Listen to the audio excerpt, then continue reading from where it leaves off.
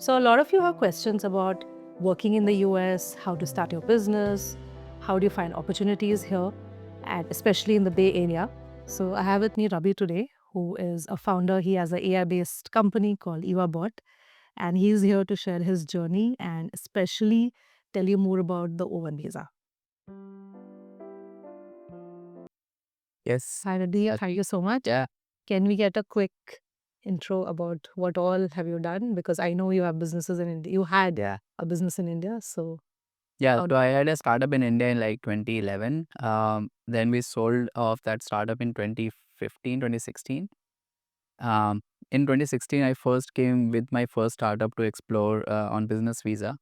Then I went back to India. We sold that startup. And then I came to the US first on business visa. I started exploring, got some investors excited. Just on any random idea. Got some like seed commitments, and then I went back to India. And then, with that funding, I came here again on B1, but then during that period, I applied for O1. all right. So, what was the trigger like? Because you had businesses running in India. I think there were two, right? No, one, There like was one. just one, yeah. Mm. So, I mean, when I met you in India, there was like a company basically, Correct. right, in India. So, Yep. what was the trigger to kind of do this drastic shift? Yeah. So when we were doing the first startup, we realized that, India was still a very early startup ecosystem at that time. This is 2015. Yeah, Right. 20 like by 2015, 2016, it was still getting better. Like, but Yeah. 2008, 2009 is when it got started, like the whole startup ecosystem. So it was pretty young at that time, and we were like, we now have enough experience to build products. But one of our advisors and common friends actually suggested me to like take the new idea to US just to explore. So I came to Silicon Valley. Before that, I didn't know anything about Silicon Valley. I was like, So okay, that was Bangalore is visit. that was the first visit to Silicon Valley, Cool. not before that. When I came here, I realized like the ecosystem, because you can see the stark difference.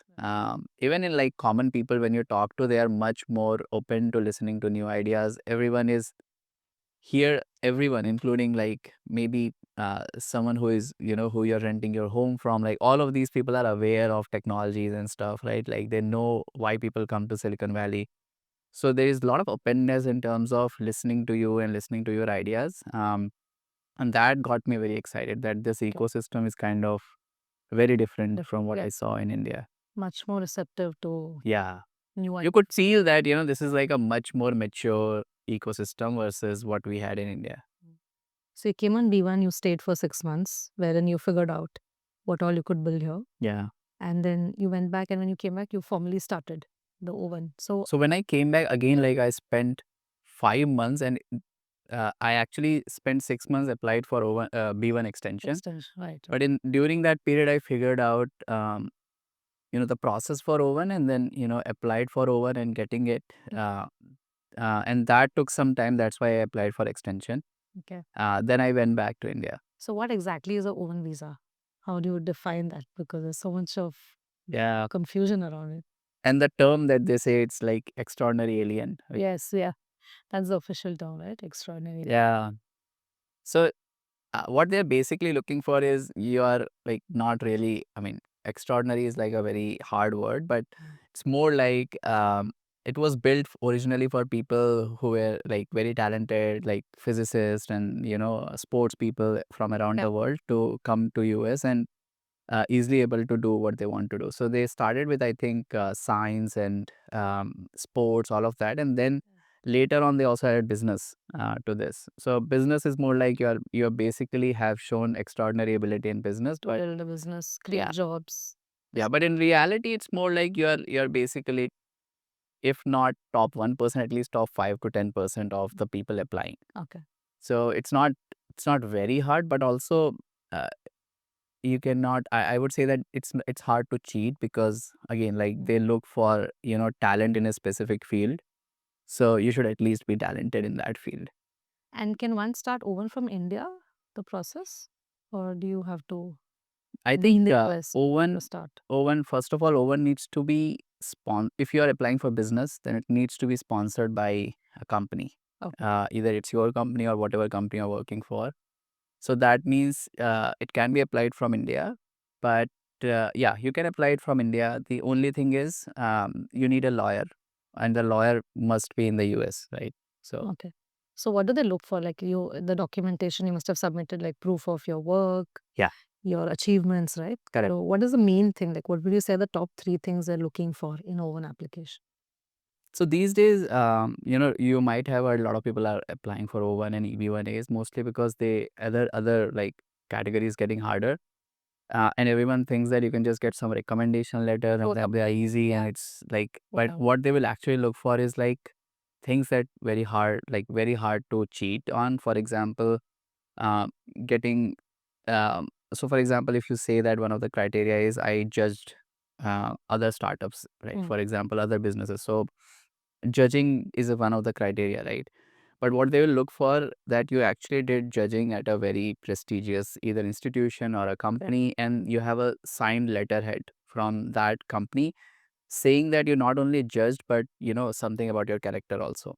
So it's very hard to kind of just fake that thing up because you would need so for example, for in my case, I judged a hackathon in Berkeley, so I had that, and then I had to get a letter of recommendation from the person who organized it. So Okay. so you have to do basically all of that.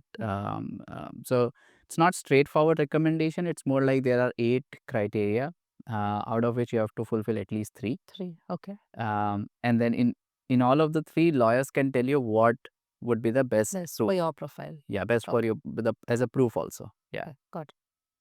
And what broadly are these categories? Like judging is one. What all are they looking for? So as far as I remember, not remember all of them now, but it's more like judging is one, press coverage is another. Like so, if Media you or your company was mentioned, Okay. either ideally you should be mentioned directly in the news. Then the third is holding a significant position in a company, and that gets easier for. But what they look for is holding a significant position in a company that is also significant. So you have to also prove that the company is significant, and then you. proof of business of work. So for example, when I said like I held like a CEO role in say EVA Bot or previous company, they said but EVA Bot and this company will not be categorized as a significant So business. we are just starting this. Right. So then I had to say that and got a proof of that when I worked at Wipro, I actually was a very critical part of a project that did like $25 million in business, like all of that. So I had to then get a letter So it's saying go all the that way back. back to Wipro, like find corporate. someone, like write a letter. So that is why it's not that straightforward. But and then the other criteria would be that you have received salary which is significant or top 1 to 2%. Like only executives get that kind of salary. So that is also one of the. So there are like 8 criteria. Okay. You have to just fulfill 3. Three of those. Okay.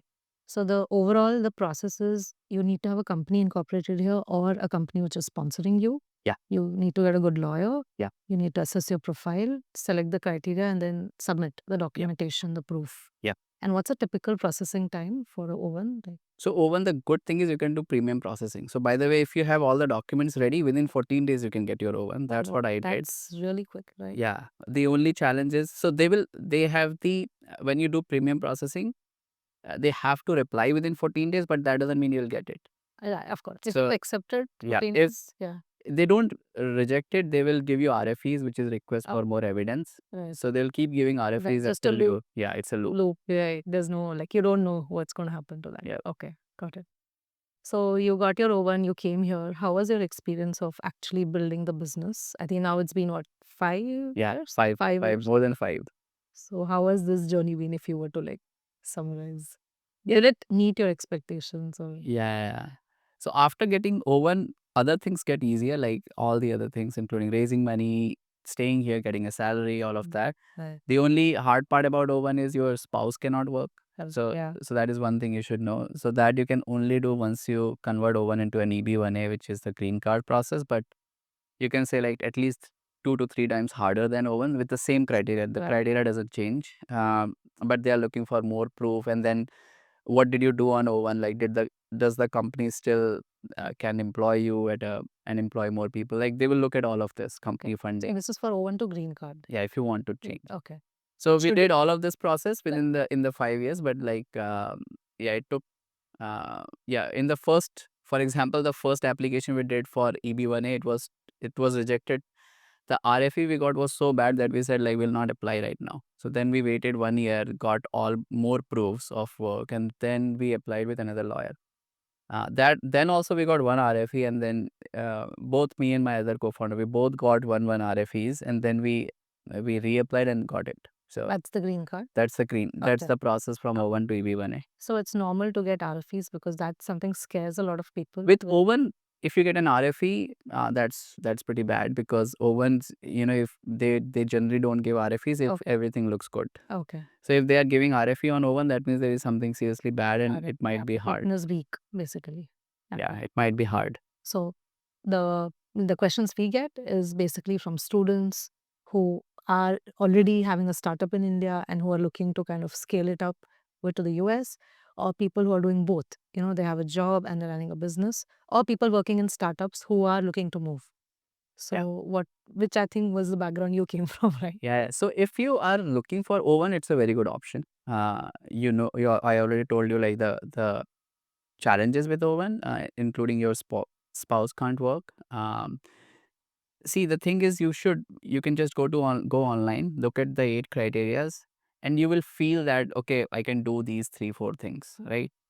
If you are like, no, I can only do one and less rest 3 or 4, I need to figure out, then it's going to be very hard. So you should at least feel very comfortable about 3, that oh, I have some press coverage, or I have some good people who are like known people who will give recommendations. For example, for me, I got recommendations from people like Tim Draper, Chris Medina, like all these people were very significant in this, and like they are all very happy to help. They will write you the recommendation letter, but they should know you, right? Right.